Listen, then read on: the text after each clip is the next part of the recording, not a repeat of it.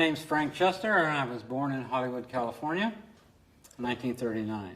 My dad was an aeronautical engineer, and he taught me mechanical drawing when I was a little kid. And of course, mechanical drawing consisted of T-square, a board, and triangles. And there are two triangles that they use. One is a 30-60, and the other one's 45. Well, I always liked these triangles. And I always used to put them together like this, because I like that kite. I like that shape. Okay, but you're supposed to put them together like this, which makes an equilateral triangle. All right, so when I first started this form, I thought, well, I have to have 7, so I knew that there would have to be a 3 and a 4, which makes 7. So I didn't quite know what to do, but I did know that if I take an equilateral triangle like this, and if I switch it around like this, they're equal. The area is equal. I mean, you can't deny that. This area is exactly the same as this area. So, aha, I had the 3 and a 4. So I decided that I would take these triangles right here, and I would make my kite. And the reason I like the kite, because when I was a kid, I made kites. And they were just this shape. So what I did is I made this. And what I did is I put those triangles on here, like that.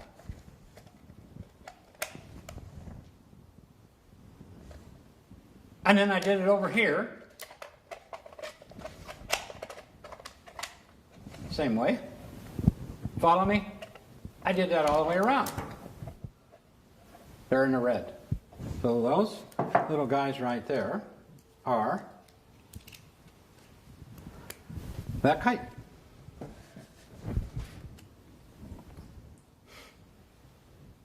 All right. So when I did that, I had to put a base, because this would just flop over if I didn't. So I had to put a base of a triangle. And then I realized that to this angle here, I also had to put a triangle. And I had this first form is 1, 2, 3, 4, 5, 6, 7. I had a 7-sided form. But the problem was I didn't want this. I wanted equal surfaces. And these 3 were equal, and these 4 were equal, but they weren't equal together. I wanted the same surface area here as I have here, and you can see that it isn't. But I liked it. It was an attempt, right? It's an attempt to get to this. So what I did is I made a couple of those and put them together just to see. I had no idea what this is, and of course this is, you know, it's not in the books. I put 3 of them together, and I realized that on the inside had a triangle, tetrahedron. So I made a tetrahedron that would fit in there.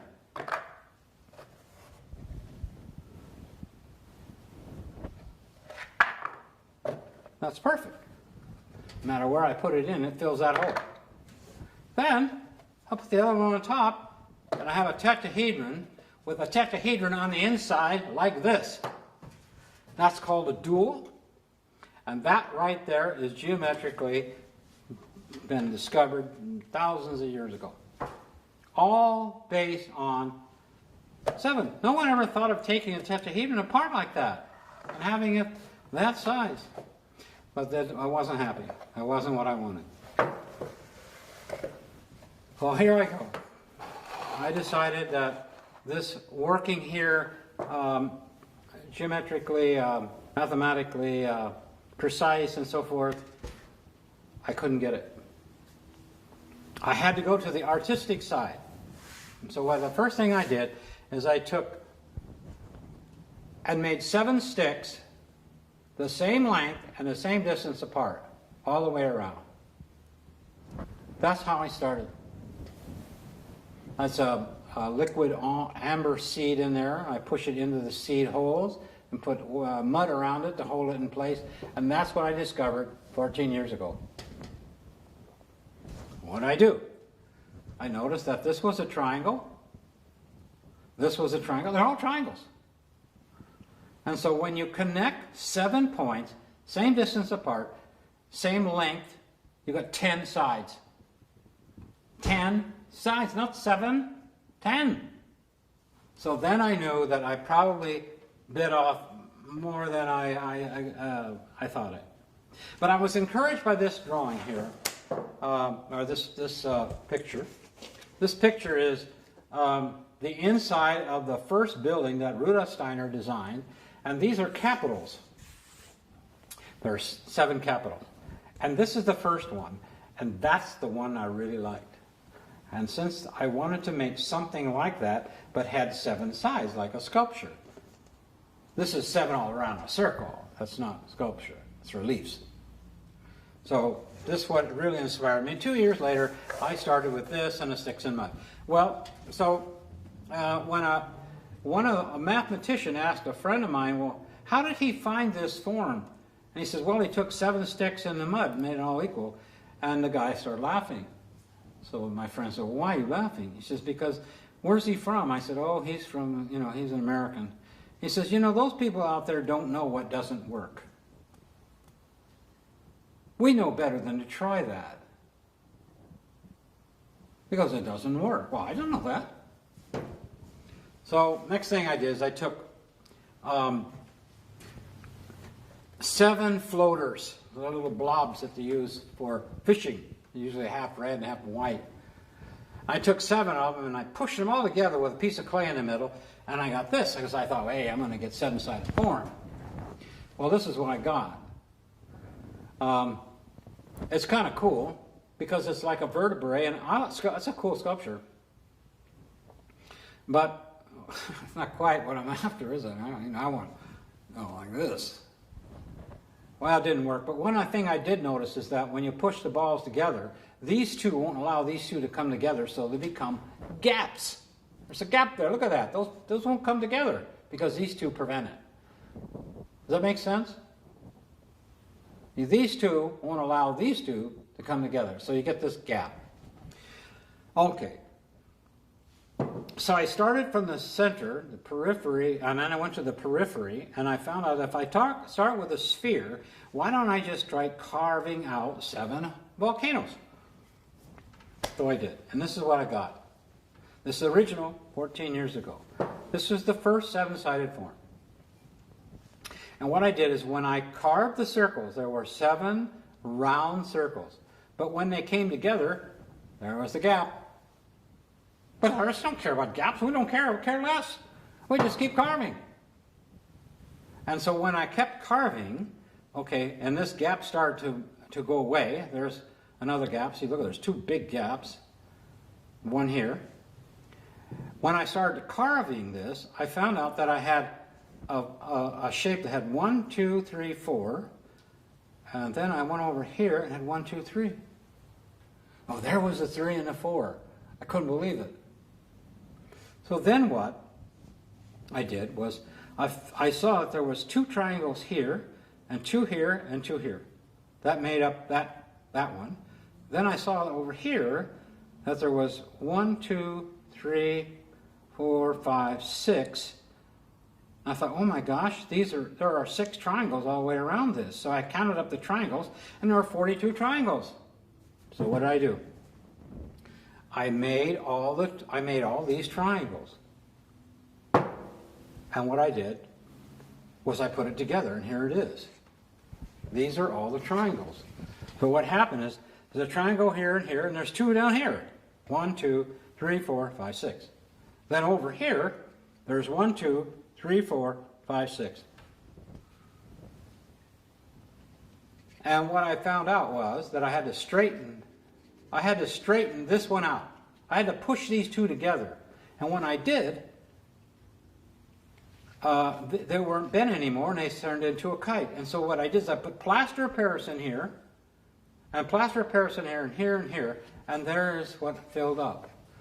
A kite and a triangle. And this is the first shestahedron that came out of here. I mean, I had a big one. And this is the first shestahedron. And you can see that it's far from being accurate. That's because it was discovered artistically. Mathematics didn't enter this at all. The artistic process in it. Then when you take art and you apply it to science, okay, Then you have the mingling of these two. You have to have the mingling of these two, or you would end up with this and be happy and say, hey, this is cool, I love it. Or this one here is, oh, dry, or whatever.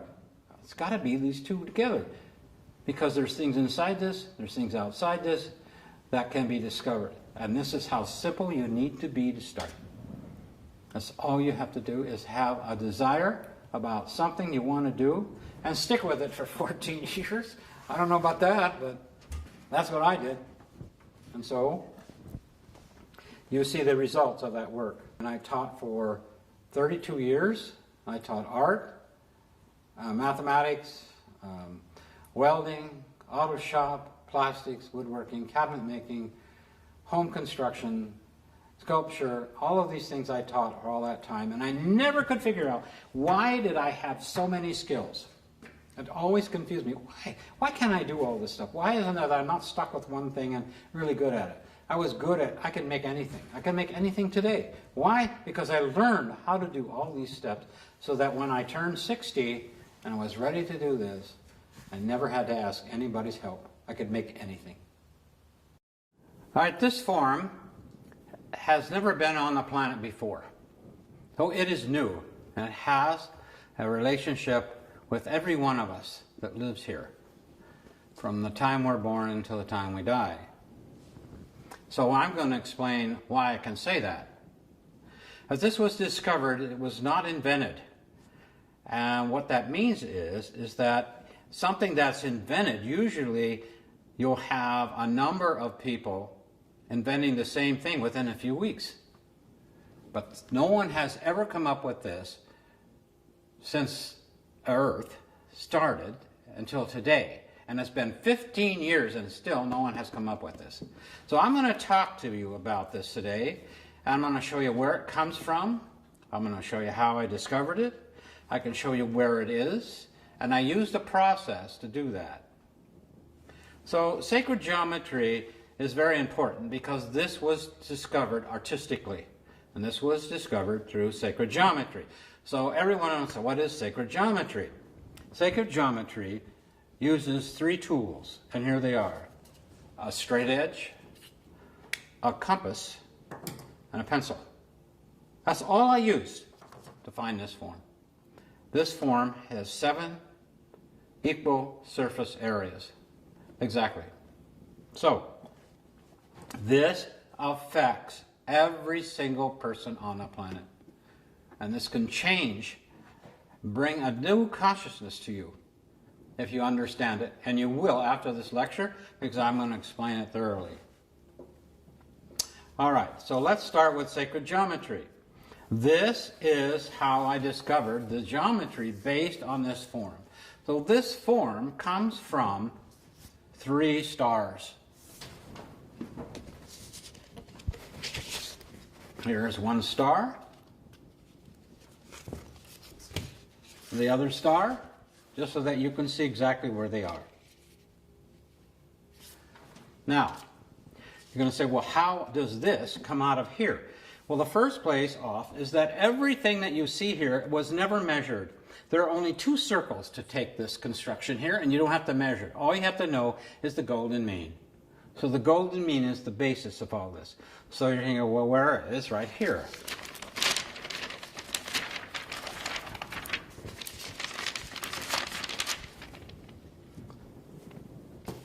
I take that and I put it together, and there's your 7-sided form. Cute little guy.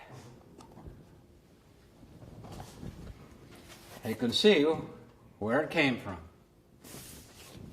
Now, these are examples of the 7-sided form, both in clear acrylic, through an open type of surface, to a solid one, and also another one. So, this was found by using the first form that comes into nature, which is the tetrahedron. All right. So everyone knows that there's a cube, which is also a Platonic form. This is 6-sided. The 7-sided form comes from the 6. Also, if you take this cube and you shave off all the edges, it turns into what we call a dodecahedron. Now, a dodecahedron has 12 faces. Let's have 7, cube 7, and this has 12. And if I take this and do a process that I went through, I found out that around that form is a 13-sided form. I have a 13-sided from a 12, and we have a 7 from a 6. And this goes inside this. It's called a decatria. Deca for 10 and tria for 3. And it also, this goes outside the tetrahedron and also goes inside. And I'm calling this the tetrahedron. All right. So if we take the tetrahedron and we look just at the edges, okay, so I've eliminated all of the faces and I'll look just at the edges, I'm going to start to show you what I found was inside this form. But what was inside the form, okay, I took the triangle here that's at the top and the triangle that's at the bottom, and I started to move these down. I started to move these down like this. And at the same time, I started to move this bigger one up. And what happens is that when I get this just exactly right, I move it up until it's exactly right, there is now a 6-pointed star coming out of the middle of this form. A 6-pointed star. Now, if you take that 6-pointed star, put it right there, and of course, in this one, I made that 6-pointed star, a hexagram out of copper. And of course, there is the Star of David, or 2 equilateral triangles that come together in a perfect balance. And so if I take this apart, all right, there is the top of the tetrahedron, which comes from a 5-pointed star. By unfolding it and unfolding it, it becomes the 7-sided form. There it is, right there. There it is here. These are the kites.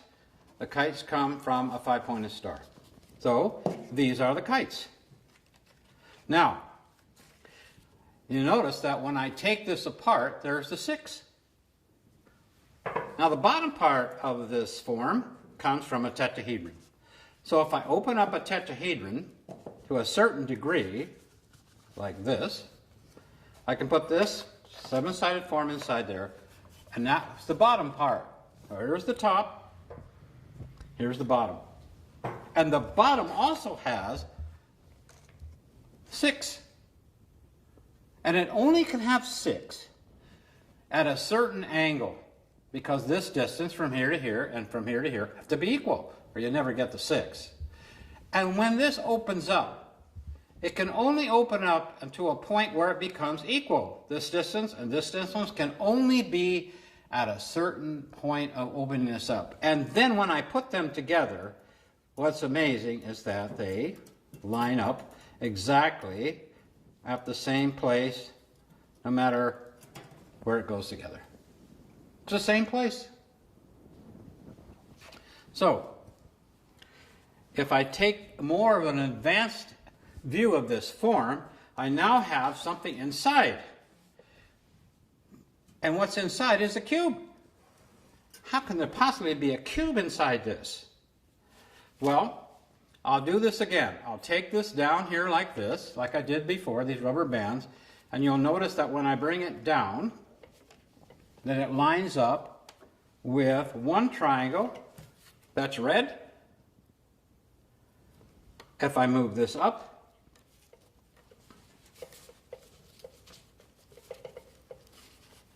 like I did before, until it gets to that same point where the first star hit, I now have the 6-pointed star in red. Now you notice that there is a cube in the middle of that star. So how did I possibly get that? Well, I took a hexagram. Again, the middle. I made it the same size. As you can see, it's the same size. Here, here, all the way around. And if I take the distance between two equilateral triangles like this, which is red, you can see that.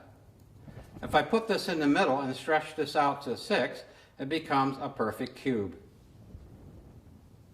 And that's the size of the cube that's in this form. Now when I take the cube and I put an equilateral triangle, which is where this comes from, as I showed you before, there is an equilateral triangle. Now if I take two of them put together, put one upside down and one right side up, it makes what they call the Merkaba. And there it is inside the cube, right suspended inside this seven-sided form. All right, so I'm going to explain how I took this form and tried to find out where it's coming from. This is an important question. So I had to develop an artistic process that was unique. And I did that by studying the four platonic forms, tetrahedron, octahedron, icosahedron, and the cube. Now, I didn't find this through mathematics. I found this through art. And that's my background. This is an artistic discovery. An artistic discovery, okay, then can be put into science. So the artistic process is very expansive.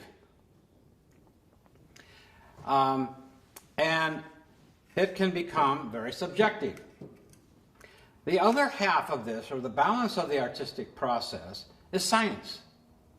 Now science is contractive. That's the opposite of the expansion, it's contraction. All right, you need both the expansion and the contraction to reach a balance. And that balance is what we're after. Not to be out of balance, but to be in balance. So, you cannot get stuck with being an artist and not do any science. You can't be stuck as a scientist without some artistic training, artistic background. Okay? Because if you get stuck in those two ends, you're in trouble. Big time trouble. So it's all of the artistic and it's all of the formulas that come together. Can't be one or the other. So, I'm going to tell you how I discovered the form, or how I put the form through this process. Now this process is unique because I didn't know how to do this. There were no books on it, whatever, period. But I knew that if I could find where this was, okay, in the earth, where it is, I needed to put it through an earth process. So what is this? This is earth, okay, this is water, this is air, and this is fire. So, it's a tetrahedron, an octahedron, icosahedron, and a cube. Now you notice that this is a natural form, and so is this. This represents a number of things. This is the earth, this is water, this is air, and fire, like I said before. These are also connected with the organs.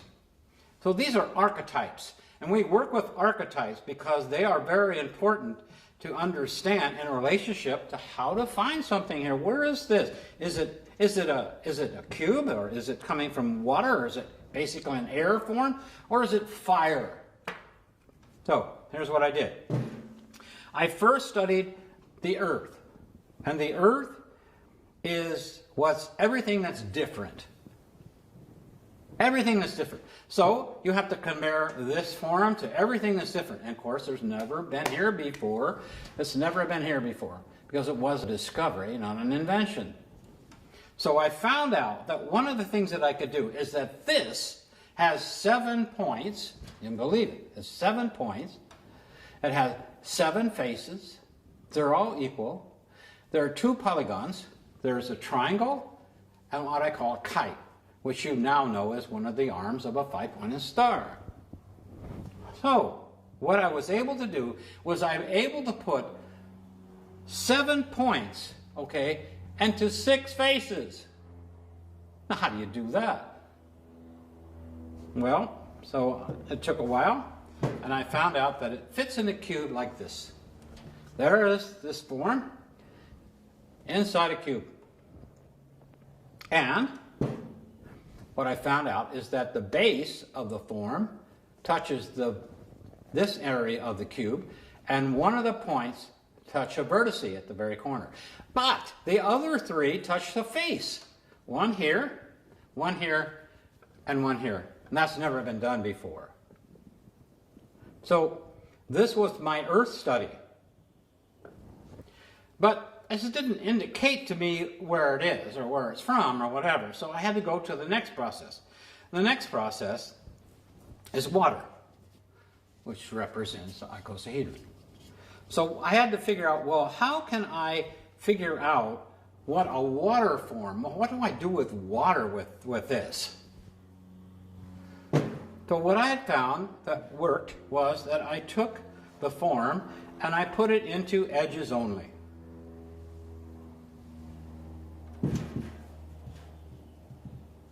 So water is what flows. It moves.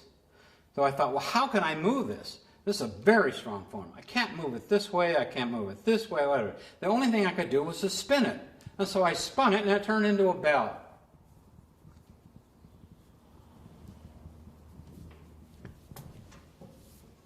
That's the water process. And I saw that the form actually took on curves. There's no curves here, but there is in movement. And also, I don't know if you can see those black lines in there. I'll turn it upside down. I don't know if you see those black lines, but I see them, so I drew them. Right back to sacred geometry, those are the lines that you see when the form is in motion. And when the form comes to rest, it looks like this. It looks like a bell. And this is an accurate geometric sacred geometry based on what you're seeing here. And what's so interesting is you have lines running this way, and you have lines running this way. And that's very important to remember, that you have these different lines. All right, so I found out there was a bell, okay. I found out that I could take a straight line and make it a curve. So in a certain sense, the distance between 2 points in the shortest distance is a curve. That's interesting, isn't it? All right. Well, okay. That was a wonderful discovery that I used a lot for other things. So here's the earth, here's the water. Now it came to air. This is known as air. So, as you know, this is like a cube of ice, and then you put some fire, you put a heat underneath the ice, and it turns into water, and then you put water more under the water, it turns to air, and then what did you do all that with is fire. So we need to look at the air now. So let's look at the air. What did I do with air? Air is everything that's reversing. Okay? It's the exact opposite reversal of Earth, of the cube. Because I can put this form in the cube, and I also can put this form on the outside of the cube. That's wonderful, isn't it? That's a reversal. All right. So how do I reverse this? How do I apply earth, water, air to this form? How do I do that? Well, what I did is I found out that the best thing to do if this is a polar opposite, or if this is a reversal, is to turn this inside out. So I did. I figured it out, and it took a while, but I figured out how to turn it inside out. And here it is. This is the form inside out. He's kind of a neat looking form. He's very unusual, nothing like it on the planet. But this is the form turned inside out. This is known as air. And you notice it's expansive. It's more expansive. And what happens is the center of the form comes out to the periphery. Another opposite, right? This is more peripheral. This is more centric. So you can say, well, sure, that's real nice, but I can't believe that's turned inside out. And I understand that belief. So that's why I made it so that I could turn it inside out and bring it back and find out what was inside it. And what's inside it? A 7-sided form. Same size. Same size. So that's what this looks like turned inside out. So I made that like this. I decided to take the inside out and put it into water. So I did, and here it is. This is the form in water. That's air. This is called air. We call these aerial sculptures because my major is air is sculpture. So how can you make the air process show up in water? Because there should be water in here as well as air. And so the only way to do that is to take this back into air, into water, I'm sorry, bring the form back into water, and then find out if there's a bell in it. Can you see the bell? Look at that. There's a bell in this form, which is exactly where it should be. If it's turned inside out, then you should have a bell, and you do. All right, so that takes care of this process. I'm looking for where this form is in the world. I want to know if it is in the elements. Is it an aerial form, or is it a water form, or is it fire? So what is fire all about? Remember, fire is the transformation. Because of this guy, these can transform. They can transform. Without fire, these can't form. That's the way it is. So what I was able to do is to take this form and put it into movement so that the corners, vertices, turn in space and time. It's a time-space element. And so when I did that, I came up with this form. This is the 7-sided form and movement through space-time. And what's so amazing about it is that it has, it's almost like a double heart. It's a Valentine, you know, the heart doesn't look like a Valentine, but this does. And it does look like it has a littler one at the top, and at the bottom one is a big one. This is the fire process. So now I have all of the processes right here in front of you, from fire, from reversal, which is, of course, this one. I mean, let's make this disappear, all right? We'll make this disappear. We'll completely surround it, and now it's inside out. Air, water, earth. All right, here we're going back to the original form that I explained at the very beginning. And then I talked about what was inside the form and that there was a 6-pointed star. And it's very important that sacred geometry is very, very tied up with the golden mean proportion. And these are phi calipers. And so one of the things that you should realize is that when this comes up here to make the 6-pointed star, there's a certain point where it goes, and it goes right to the golden mean. Now that is amazing because this distance wasn't created by me, it was created by the rubber bands. And then if you take the distance from the triangle, you take the hypotenuse, you'll find out that that shows you the size of the top of the form. Another amazing relationship. All right, so I'll put this aside. And then if I go into the bell, here is the bell in motion that's come to rest. You can see where all of those lines are happening. And here it is completely into the bell. Okay, so now we'll move on, because what I want to show you now is some other discoveries that I found based on sacred geometry. One of the greatest two-dimensional geometry ever discovered is the flower of life. The flower of life, okay, there's nothing more important two-dimensionally than this design. It's top of the line. And it's all based on circles the same size, 19 of them. So I was always interested in the flower of life, and I always was wondering how it could relate to this.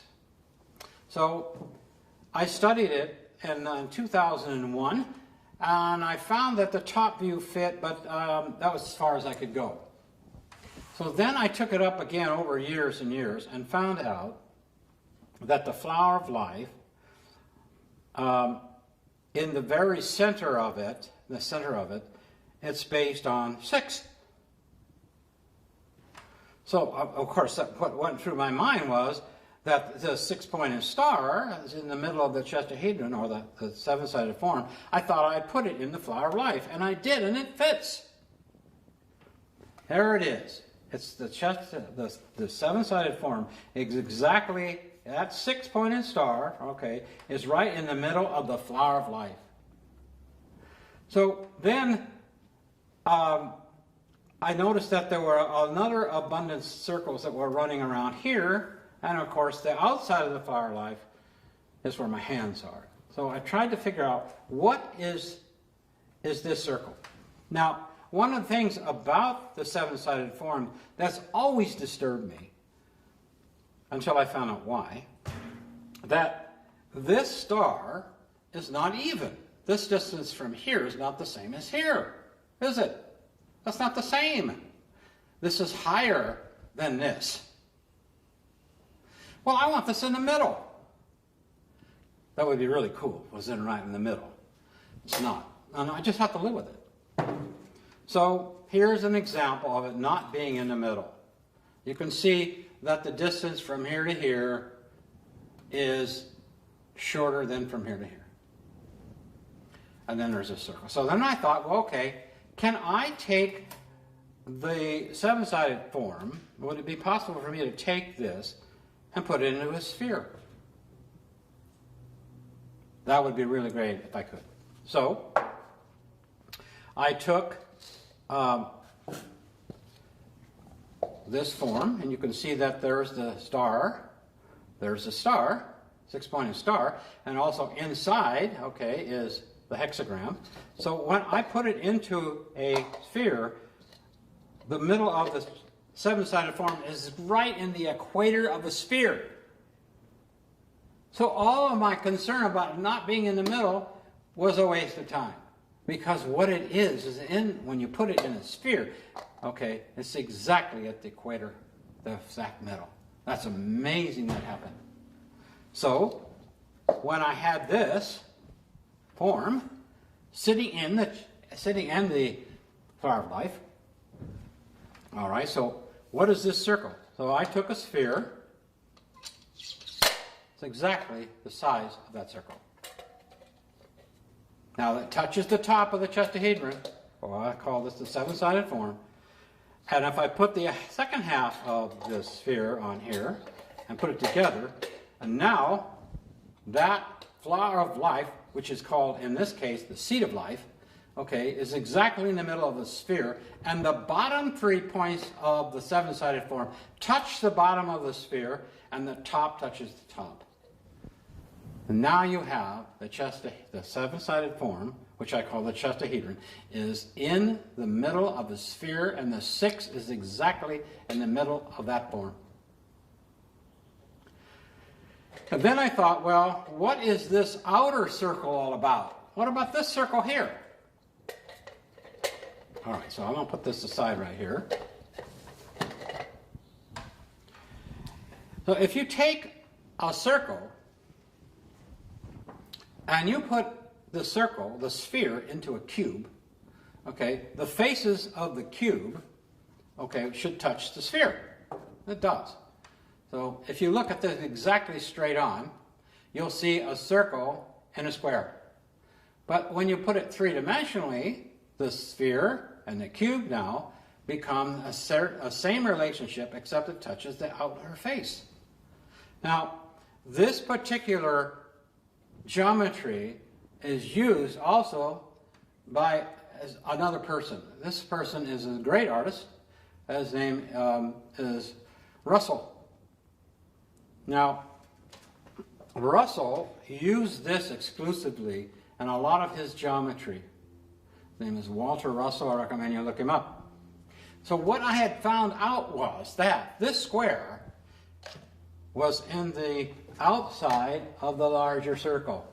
So here is this form, and this, all you do is connect the 6 that goes on around, and it makes a cube that goes around the outside of the flower of the life. And that's amazing. That's absolutely amazing. And the surface of the cube touches the surface of the sphere. Now you're going to wonder what's going on inside here. Well, what's going inside there is I found out that by doing this, the inside, okay, of the Earth has a core, an inner core. And that inner core is exactly the size of the cube that goes around the inside of the flower of life. Again. So what it means is that you have a cube with a sphere in it on the inside, and you have a cube and a sphere on the outside. So below, so above. And that's amazing. And I can show both the inner core, the outer core, and the mantle based on this model. So therefore, the seven-sided form is in the Earth, according to this research. Now, how are you going to prove that? Well, one of the things I did is when I was doing this article came out in Scientific America. And what does it say? It says, sculpturing the Earth from inside out. Oh, that's right up my line. Oh, inside that article, okay, there was this drawing. Well, that's it. This drawing was inside it. And this is the Earth, a map of the Earth, two-dimensionally, right? I mean, so we all get in our maps. Now, they did CAT scans type of measurements in the Earth, and they found out that very, very dark, the dark area, okay, means that inside the Earth is deep. It's very deep and very cold. Whereas where you get to the yellows and the red, it's more to the surface and it's warm. So when I saw this article, I went and looked this guy up. And he worked at Cal State in Los Angeles. Met him. I asked him, what's this going on? He says, well, this is the deep areas. We don't understand what's configuration, but this is where it's very, very deep and cold. And I said, well, what does that mean? He said, we have no idea. So I thought, well, I wonder if this has anything to do with what I found in the Earth. So I took this form and I laid it out flat. I can lay it out flat just like they did. And so I did. And I found out that this is the way that the seven-sided form fits into the Earth. Okay, and you can see that this deep area here, this is deep, is because, you know, those lines inside are deep into a sphere, the seven-sided form. So this is the tetrahedron, or the seven-sided form, is actually part of this edge. Look at these points that line up. They have no idea why this has anything to do with this. So this was very encouraging to me, that I could keep this process up of studying the Earth. So what I did was to find out as much as I could about this, is that I wanted to find out what is the shape that goes around this, and I found out that it's based on a cone that's 22.5 degrees.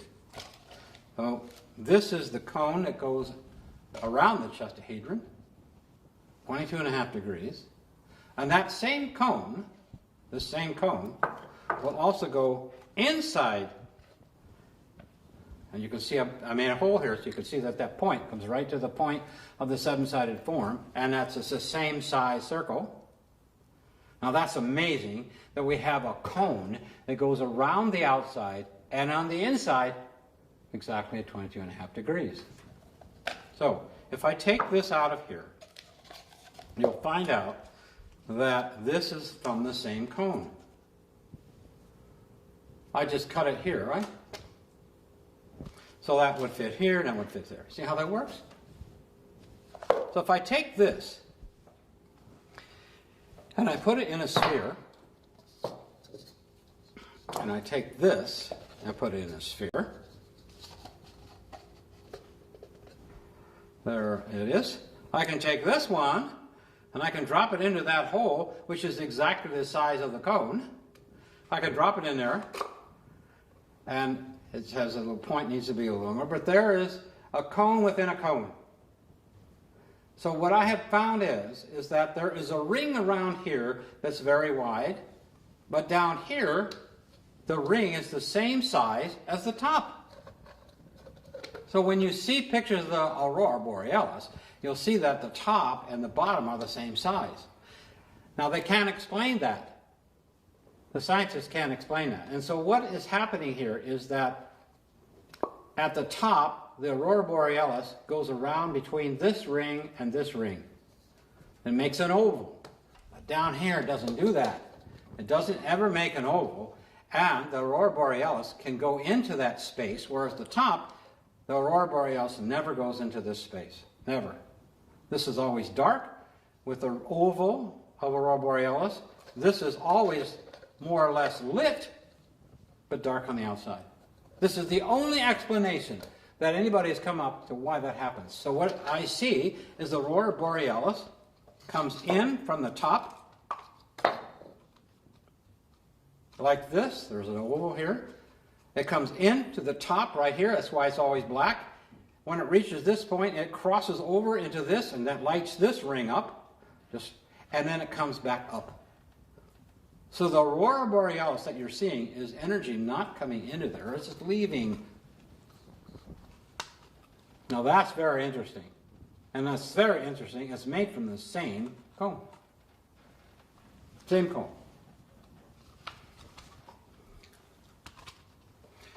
Let's see. I think I can even show you here. Yep. The end of the cone, touch the apex of the seven-sided form. It makes that circle, and that circle is exactly the size of the core of the Earth. Exactly. The scientists cannot figure out why the core is that size. There's no explanation geometrically. None. Now it is. And that's also part of the flower of life. Another reason why this is so, the sacred geometry is so, so important. There it is. Here it is here. I'll end you by showing you this. To the point of the seven-sided form. And then let's see where the other guy is. Yeah, here, right in front of me. I'd like to show you something that has to do with the flower of life. I'm going to go back to that. The flower of life has 19 circles. These 19 circles, okay, are exactly the same distance. If I have two circles and I spread them apart where the center is, now you have the way the flower of life is completely constructed. So the center hits the periphery of one circle, and then the center of the other one hits the periphery of the other one. And when those two come together, there's an almond shape. And if I draw a line exactly from one edge of that almond shape to the other, like this,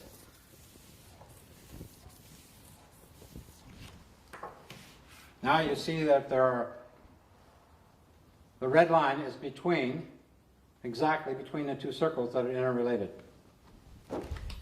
That distance is the square root of 3. Perfect. Just like you saw in the cube.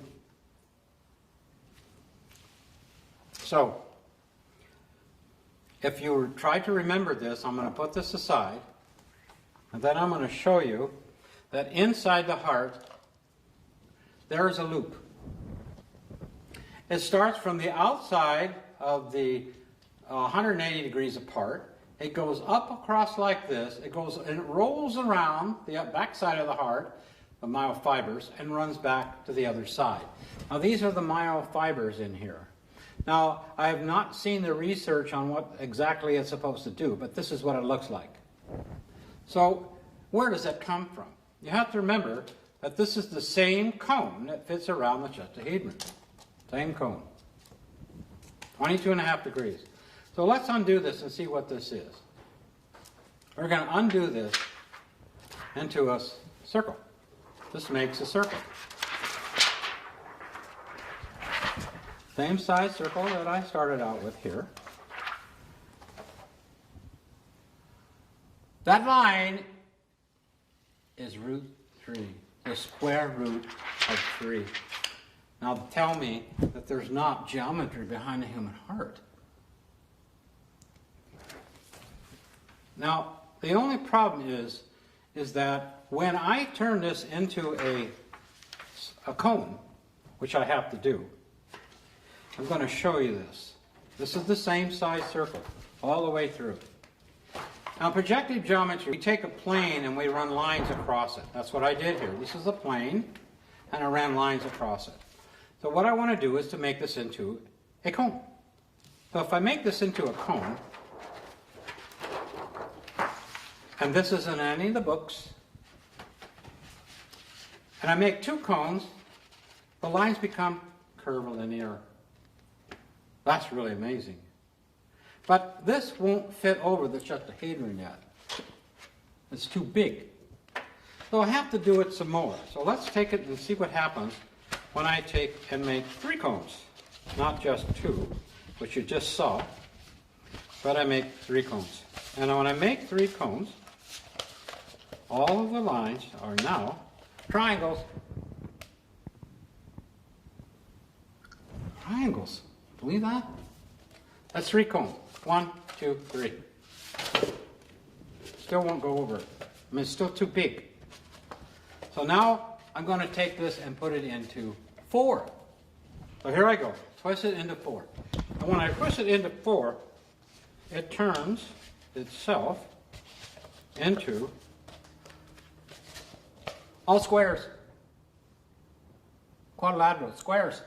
And now it fits over. Well, it's supposed to, but it does.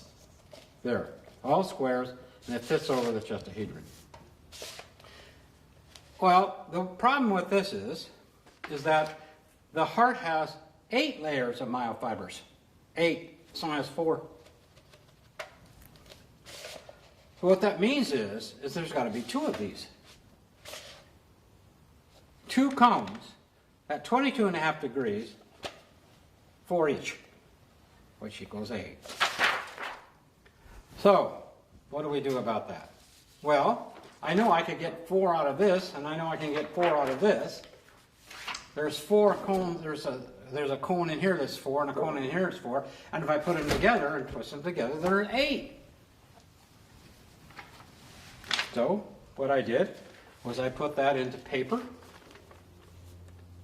and I made a spiral. And the reason I made this a spiral, because the research on the myofibers of the human heart, there are 8 layers. And there is an illustration of those 8 layers that you will see of the myofibers. And you will see that the myofibers go around and tuck into here. And so what this is a vortex. Look, and there's one on the back too. So what I decided to do, well, let's see how this all works. So if I take and start to make the cone, and I paper clip it together, like this, that is 22.5 degrees, which you saw when I did the plastic. So if I roll this around like this, I will get 4 layers when I come to the middle or the end of the first circle. And where's the end? Right there. See that line right there? That's the end. That makes 4 circles. Makes 4 cones. 1, 2, 3, 4. So, that's great. So now what I do is I take the other end and do the same thing. So I'll put the paper clip here. It doesn't unfold. There's the midpoint. In other words, this will make 1 circle. Look at this. Make sure that this is lawful. See how that makes 1 circle? Okay, so what I do is I'm going to roll this around, do the same thing. Put a paper clip here to hold it together, and as I go around, I now have 2 cones, 4 each. 1 for the red and 1 for the blue blood. But that's not the way it is. This has to be inside there. All right. So if I cut this, I can put this cone, I can put it in here. But then it just slips right out. That's the heart. Heart is really, really combined. So I kept looking at this and looking at this and looking at this, and what I found out was that all I had to do, okay, was to do this. I take this paper clip off. So what I did now, I just rolled it, continued to roll in the same direction. And so what happened was, I got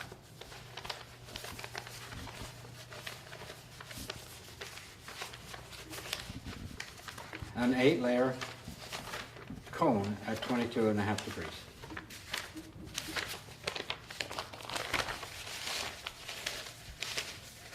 The answer to the myofiber problem. So what's happening here is that the same thing you saw on the bell. You saw an angle of the bell that was running this way, and you saw strings running this way. Okay, so when you look at the human heart, the outside of the heart, okay, the myofibers go in the top to the bottom, like this. So as you undo it, okay, the more you undo it, the less the angles is created here. So you notice how it's getting less an angle? And then, when you get to the middle, it's straight across. So now what has to happen is that they have to go from the bottom up in the opposite direction. So let's happen. If we continue to go, let's see what happens.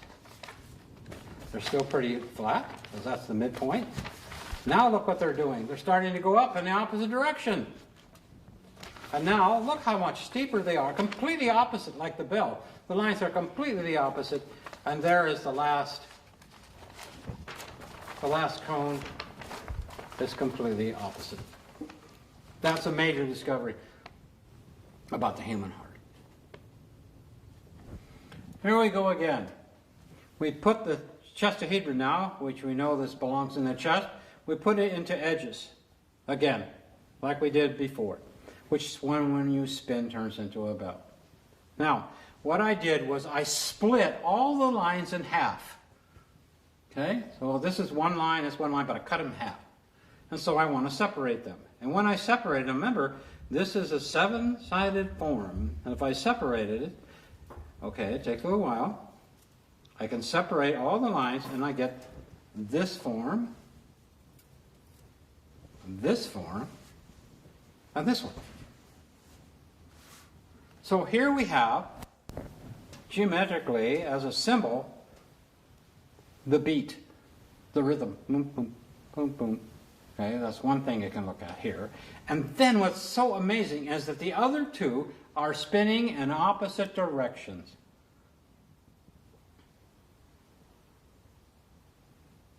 That's coming out of the same form. So inside the form itself, you have a reversal and movement all in one form. So here are the triangles that make up the 6-pointed star. And you can see that those two are spinning in opposite directions.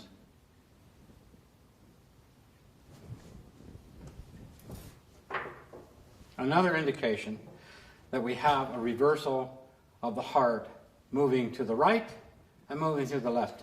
Two vortexes. One of the main things that we need to look at here is that this is not the shape of our heart. My heart doesn't look like this.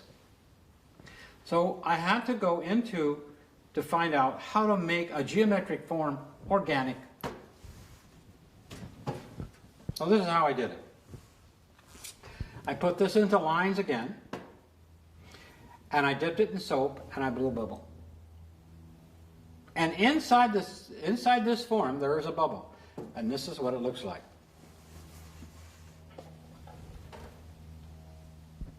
That is a 7-sided bubble.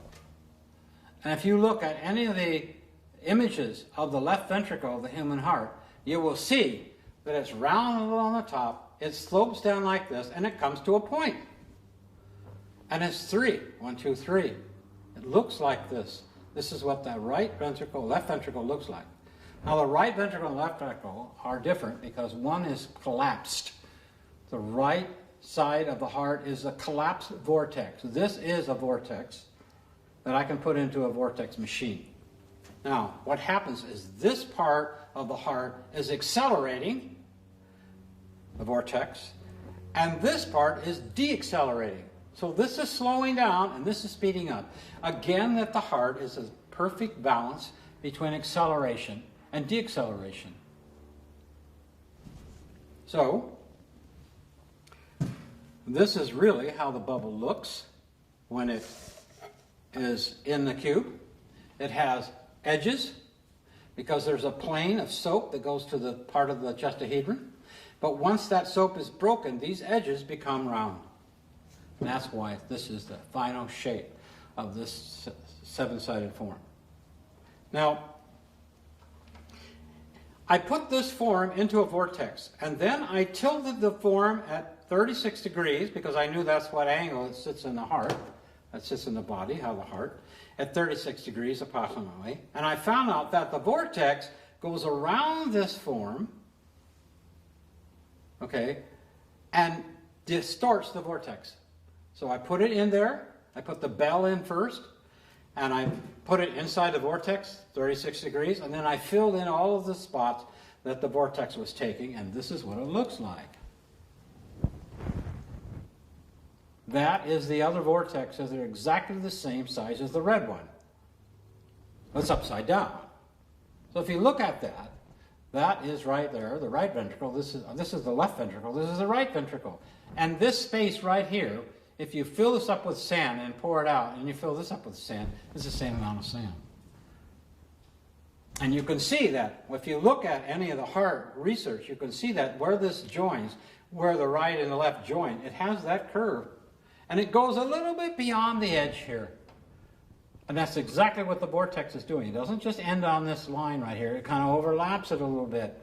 Just like the real heart that you see in a human being.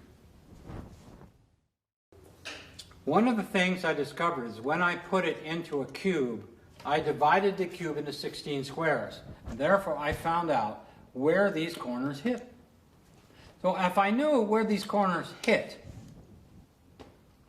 then I knew that if I went from this cube up to the corner or to the center of the cube, I could find out where this form is coming from, geometrically. So what I did is I took that point and I ran it up to here, and I found out, okay, that it is a tetrahedron. This is a tetrahedron that has turned. And as soon as it turns 1 hair of a degree, it becomes a seven-sided form. Absolutely. Now between here and here, let me rip this turn around here. That should be root 3. That should be root 3. And so this inside a cube would be the transition from this to this to this. And that looks like this. And of course this one looks like that. And this one looks like a tetrahedron. But here's what we've got to do. We've got to get these into minimum surfaces. Now minimum surfaces, that's what this is. This is minimum surface. This is a bubble. Now, what minimum surface is all about is every geometric form is trying to become a sphere. Every one of them. Because the geometric form doesn't hold enough volume, okay, for its surface area, how much surface area it has, as the sphere does. So it's bowing out, trying, I want to be a sphere, you know, kind of like that. So this is a minimum surface, okay, of this. Okay, so here's the minimum surfaces, right there. I'll lay it on its side. So what's the minimum surface of this one? The tetrahedron started out. Because this will indicate to us what's going on in this transition. This is a tetrahedron in minimum surfaces. This guy turns into minimum surfaces by having a bubble inside it. That's what the bubble looks like. This guy has a bubble inside. He looks like this. All right. So what happens if I continue to expand this, or I continue to develop this movement from here to here? And what happens is that the 7-sided form becomes 6. It turns into a 6-sided form. So, from a tetrahedron to the tetrahedron turns into a cube. Believe it, it turns into a cube. What we've got is we've got a tetrahedron to the tetrahedron to the hexahedron. This is the healthy heart. It's a balance between a tetrahedron and a cube. And you know that the tetrahedron fits into a cube. And it's a balance between this guy and this guy right in the middle. So I have found out exactly what happens between here and the cube. Imagine that. I found out how this becomes a cube. Here it is. It is now turning into a cube. So that this is becoming a square. So is this, so is this, so is this, so is this, so is this. So because when this starts to move down, it all turns into squares. So this is the first sign of congestive heart failure. This is what it appears, and its size, and it's all in scale. Everything you see here is in scale. But what happens is that the valve at the top, which is the mitral valve, is starting to become a smaller triangle because these triangles are expanding like this. They're all expanding at the same rate, all the way around. But when this one expands here, this starts to move down and it eventually becomes a point. And that point becomes 6. So once the heart becomes 6, you're in big trouble. It's called congestive heart failure, and the next thing is how many deaths that are coming from the heart getting in this configuration are unbelievable in the United States. So this is an indication, a practical indication, that now the geometry can show anybody who examines heart how much of the point the top has become. This is called the base. This is called the apex. So if the base is starting to get smaller, then the heart specialist can know at what stage the person is in congestive heart failure. Because once this point disappears, it becomes a cube. What does that indicate? The cube is Earth. That means that congestive heart failure indicates that the person is becoming too materialistic. Is becoming too earthbound. There's not enough life force in the artistic side. Okay, so what we've got to do is to work with a person artistically to get them to have this to stop from happening and turning into a cube.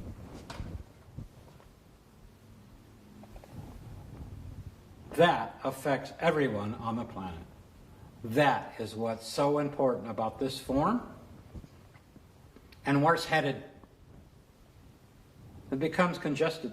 So the inside of the heart in a healthy state looks like this. And here it is inside. I've made it inside. Of course, I've made this so it can move. The heart doesn't do that on the inside. It moves like that on the outside, but the inside twists. So here's why it twists. This is a healthy heart, and this is how it moves.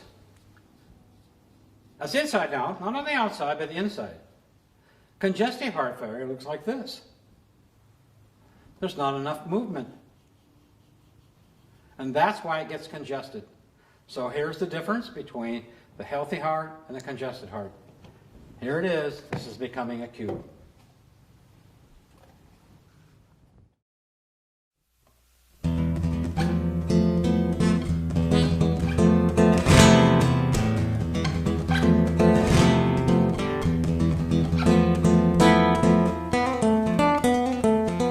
In that process, when I discovered geometry was in the 9th grade. In the 9th grade, I only failed one class in my entire year. I failed one class. I failed geometry because I was more interested in drawing cartoons. And And I could draw a straight line without a ruler. It used to really make it bad. They had it. Now, when you got a cube, and you're going root 3, it's vesica-Pisces. About what? It's a vesica-Pisces. So that means that there's 2 spheres that are interpenetrating that. So that means that there's 4 diagonals. So you have to have 8 sets of spheres, right? Right? Because I mean, each one of those. I'd like to see that.